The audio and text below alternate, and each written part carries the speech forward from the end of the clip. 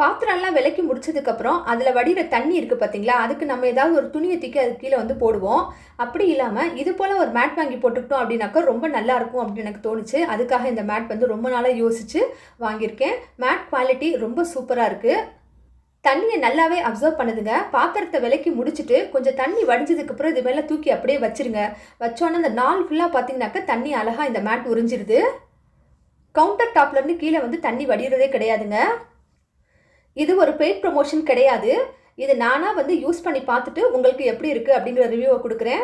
பாருங்கள், நாங்கள் கொடுத்துருக்க பிக்சர் இதுதான் நான் இப்போ வாங்கியிருக்கேன். இதே சேம் மேட்டு, கலர் அண்ட் டிசைன் எல்லாமே சேம். பாருங்கள், இதில் நிறைய டிஃப்ரெண்ட் கலர்ஸ் கூட இருக்குது. நம்ம வேணுங்கிறத செலக்ட் பண்ணி வாங்கிக்கலாம். ரொம்ப ஸ்டர்டியாக இருக்குங்க. நான் இது போல் தான் பார்த்தீங்கன்னா முன்னாடி வெறும் துண்டு மட்டும் போட்டு யூஸ் பண்ணிட்டு இருந்தேன். இப்போ இந்த துண்டை எடுத்துகிட்டு இந்த மேட்டை வந்து யூஸ் பண்ண ஆரம்பிச்சிட்டேன். எனக்கு ரொம்பவே பிடிச்சிருக்கு. கவுண்டர் டாப்பில் பார்க்குறதுக்கே அழகாக இருக்குது. உங்களுக்கு இந்த கிச்சன் ப்ராடக்ட் பிடிச்சிருக்கா?